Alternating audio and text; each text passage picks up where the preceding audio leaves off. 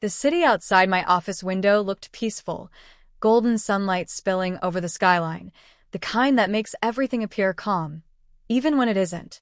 I had just ended a meeting with my design team, still wearing the soft ivory blouse I'd chosen that morning because it made me feel put together, collected, unshakable. My assistant had left for the day.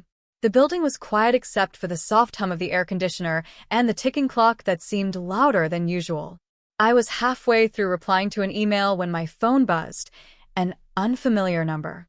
Normally, I'd ignore it, but some ache deep inside, made me answer. "Mrs. Lawson?" a woman's voice asked gently. "This is Carrie from the Department of Family Services. I'm calling about a girl named Lily." My heart stopped. Lily. My daughter. I hadn't heard her name spoken aloud in years. Not since the day my husband, Daniel, decided our family situation was too complicated.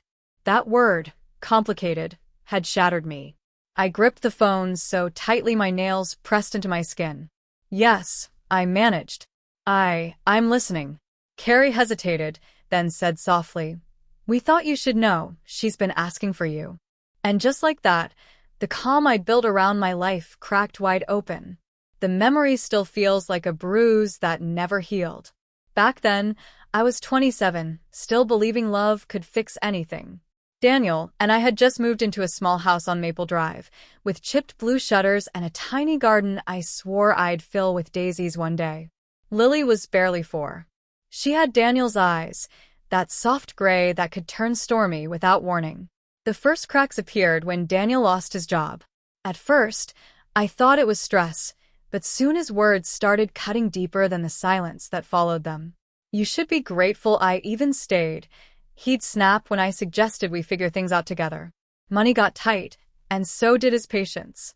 He began spending nights at his brother's, though I knew that was just his way of running from us. From responsibility. From me. Then one night, everything collapsed.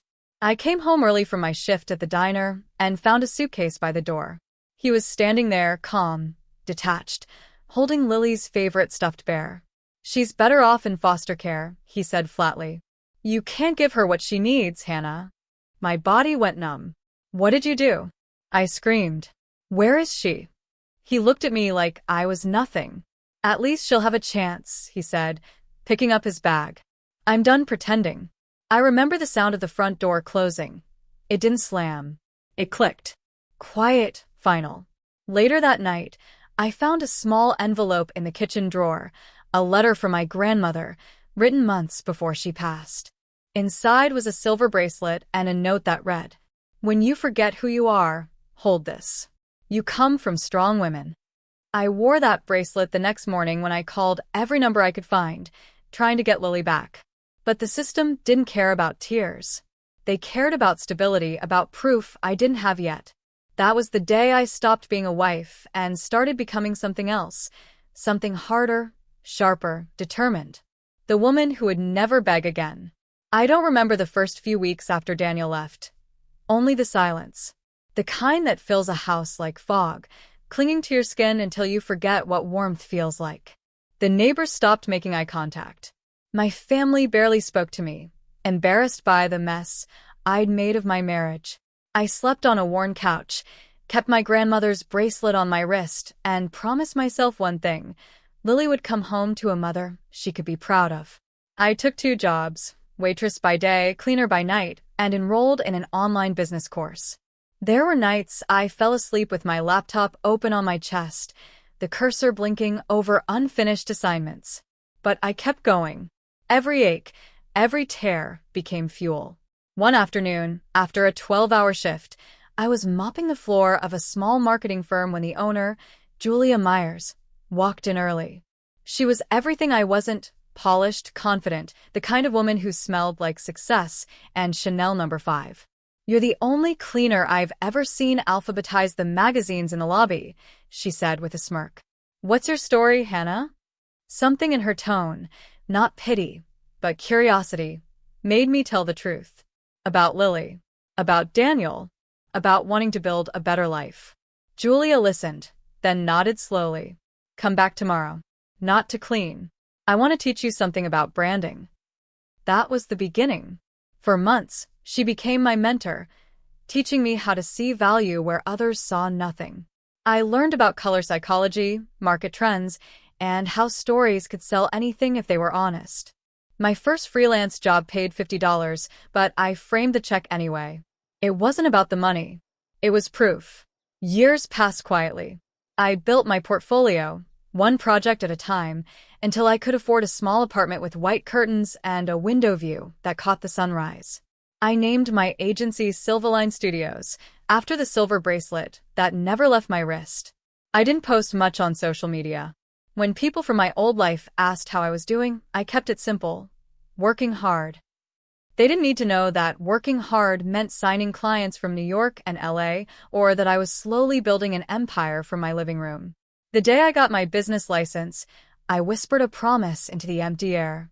I'm coming for you, baby. Just a little longer. Because even if the world had forgotten Lily Lawson, her mother hadn't. And I was nowhere near finished. The call from family services hadn't just reopened old wounds, it tore them wide apart. 2 days later, I found myself driving toward a familiar address in suburban Phoenix. The same house where Daniel and I had lived when everything fell apart. Except now, there was a new SUV in the driveway. His brother's car.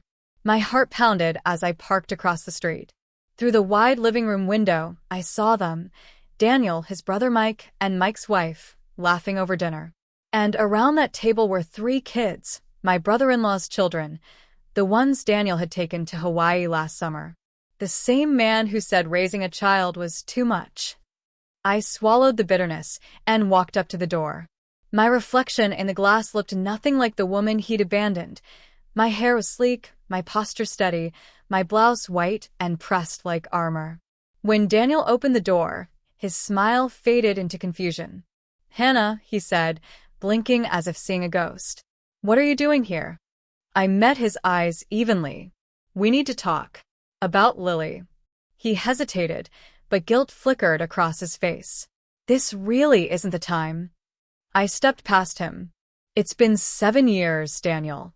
I think it's time." The laughter inside had stopped. Mike's wife, Erin, looked uncomfortable. "I didn't know you two still." "We don't," I said calmly. "But I just got a call from the Department of Family Services. They said Lily's been asking for her mother." Imagine that. Daniel's jaw tightened. "Hannah, you don't understand." I thought. "No." I cut him off. "You never thought. You decided. You left her in foster care while you played family with someone else's kids." He rubbed the back of his neck, avoiding my eyes. "I wasn't ready back then. You weren't stable and—" I laughed. Quiet, sharp. "Funny thing, Daniel. That word again, stable." He finally looked at me, noticing the sleek leather bag in my hand, the keys to my office car dangling from it. "What do you do now?" he asked cautiously. I tilted my head. "You remember Julia Myers? The woman whose lobby I used to clean?" "Yeah," he said warily. "I bought her company last year." Silence. Then Mike spoke softly. "Wait, Silverline Studios? That's yours." I nodded. "Mine." Daniel's face paled. His lips parted like he wanted to say something, but nothing came out. The room felt electric, thick with shock. "I built it from scratch," I continued, my voice steady. "And do you want to know what the first thing I did with my profits was?" He didn't answer. "I donated a scholarship to the same foster center where Lily was placed. The kids there deserve better than abandonment dressed up as sacrifice." No one spoke. Even the kids had gone quiet. I took a step closer. "You flew to Hawaii with your brother's children, pretending to be the man I begged you to be. Meanwhile, our daughter spent birthdays in a system that only called when they needed signatures." His throat moved as he tried to swallow. "Hannah, what do you want from me?" "Nothing," I said simply. "Just to see the look on your face when you realized I didn't break, I rebuilt." I turned toward the door, pausing only once. "But there's one thing you should know." He looked up, defeated. "Lily's coming home. This time, not to a broken woman, but to one who made sure she'll never need anyone else to protect her again." And with that, I left him standing there, surrounded by everything he thought he wanted, realizing it was nothing compared to what he lost. 2 weeks later, Daniel called. His voice was unsteady, softer than I remembered, like he was finally tasting the consequences he'd served me years ago. "I heard you're filing to adopt Lily back," he said carefully. That's good. I just thought maybe I could help. Maybe I could be involved." I finished for him. "After you signed her away, without looking back?" He was silent. I could hear him breathing on the other end. For the first time, I didn't feel anger, just clarity. "Daniel," I said slowly, "there's nothing you can do for me. But there might be something you can do for her." He perked up. "Anything." "You're going to write her a letter," I said. "You'll tell her the truth. Every word. No excuses, no sugarcoating. You owe her honesty, not just another version of the story that makes you feel better." He hesitated. "And then what?" "Then nothing," I said. "That'll be enough." I hung up before he could say more. The next call came from Mike, his brother. His tone was careful, apologetic. "Hannah, I didn't know what Daniel did. If I had, I would've." I cut him off gently. "You don't owe me apologies, Mike. But you should think about what kind of man your kids see when they look at him. That's on you now." He sighed. "You've changed." "Yeah," I said softly. "Pain will do that." Later that evening, as I sat in my office, floor-to-ceiling windows reflecting the city lights, Julia stopped by. She didn't say anything at first, just handed me a cup of coffee and smiled. "You know," she said, "you don't have to keep proving you're strong. You already are." Her words lingered long after she left. That weekend, I went to see Lily. She was taller now, more guarded. Her eyes, the same gray as her father's, studied me carefully. I didn't rush her. I just reached into my bag and pulled out the silver bracelet. "This was your great-grandmother's," I told her. "She gave it to me when I didn't think I could keep going. Now, I want you to have it." Lily traced the engraving with her thumb. "You are enough." Her lip trembled. "Mom, are you going to leave again?" My heart cracked, but this time it didn't break.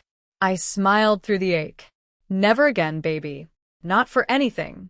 Not for anyone." That night, I emailed the adoption paperwork, confirming what my heart already knew. Lily was home.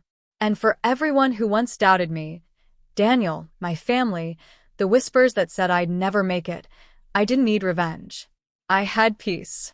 6 months later, the house smelled like cinnamon and sunlight.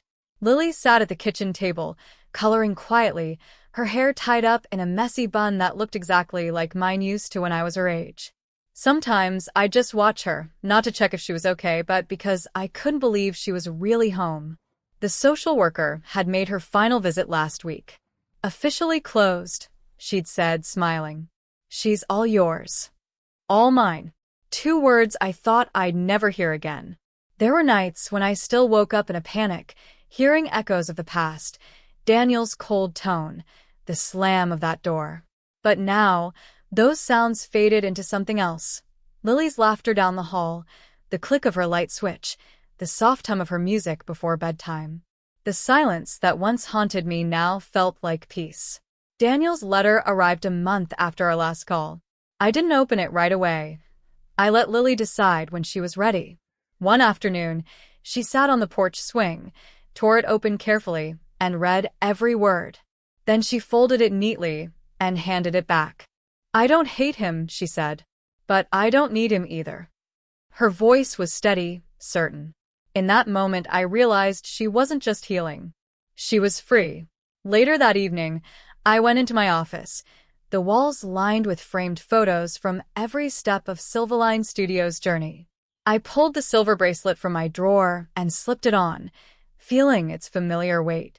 The words shimmered under the warm light. "You are enough."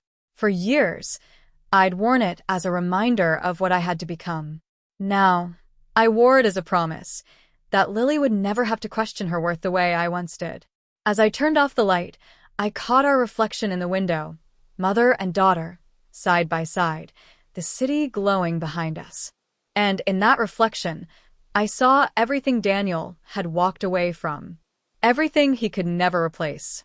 Voiceover, final line. He left us in the dark, but I learned how to make my own light, and now it's bright enough for both of us.